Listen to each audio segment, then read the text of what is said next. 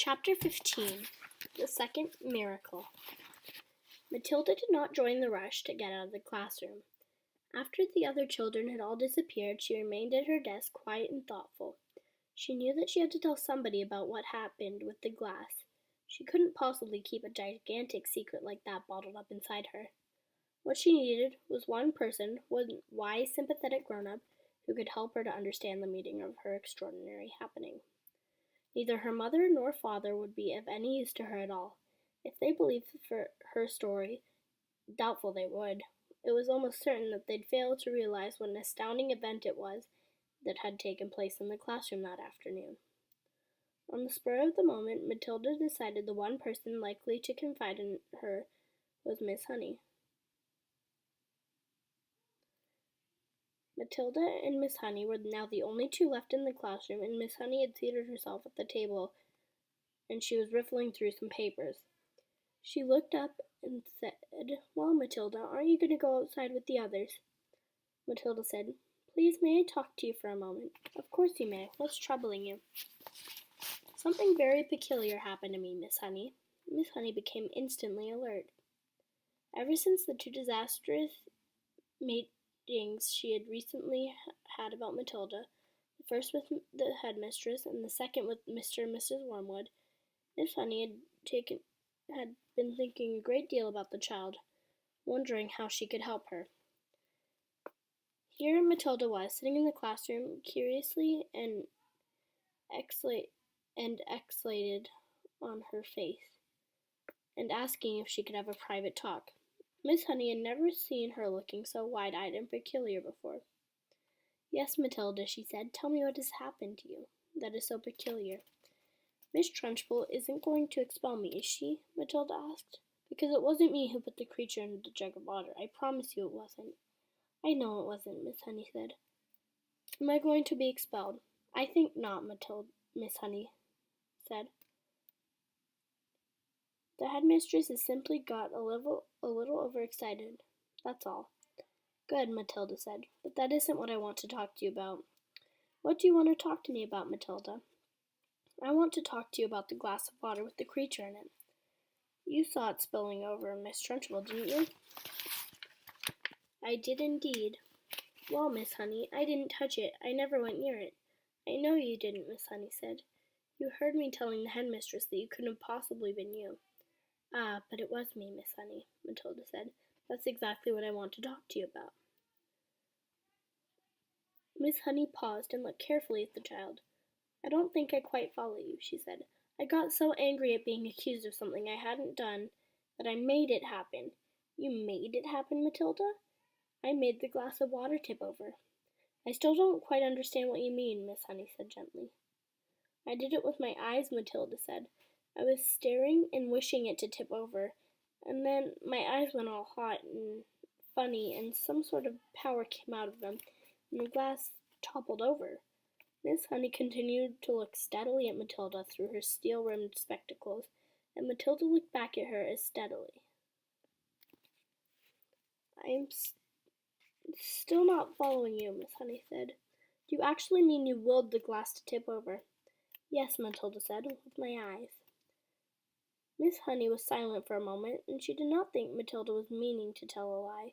It was more likely that she was simply allowing her vivid imagination to run away with her.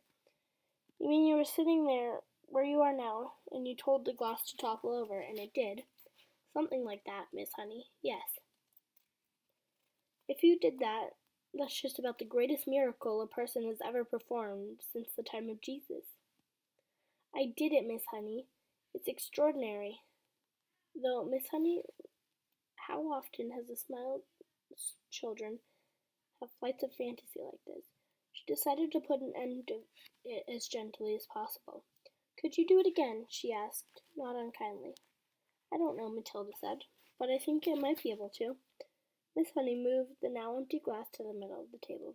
"Should I put water in it?" she asked, smiling. "I don't think it matters," Matilda said. "Very well, then, go ahead and tip it over." "It may take some time." "Take all the time you want," Miss Honey said. "I am in no hurry." Matilda, sitting in the second row, about 10 feet away from Miss Honey, put her elbows on the desk and cupped her face in her hands. This time she gave the order to begin to tip, and right at the beginning, "Tip the glass," she ordered, but her lips didn't move. She made no sound. She simply shouted the words inside her head, and now she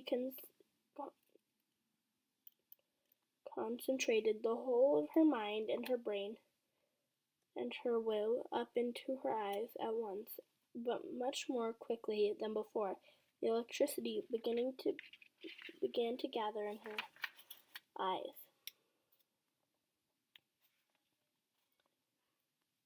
and the power beginning to surge, and the hotness coming to the eyeball. And then the millions of tiny invisible arms with hands on them were shooting out towards the glass, and without making a sound, she kept shouting inside her head, "Glass, go to glass to go over." She saw the wobble, and then it tilted, and then it toppled right over. And it fell with a tinkle onto the tabletop, 12 inches from Miss Honey's folded arms. Miss Honey's mouth dropped open, and her eyes stretched so wide that you could see the whites and all around. She'd not say a word. She couldn't. The shock of seeing a miracle performed had struck her dumb. She gasped, and leaning well away from it, now thought it might be a dangerous thing, and then she slowly lifted her head and looked at Matilda.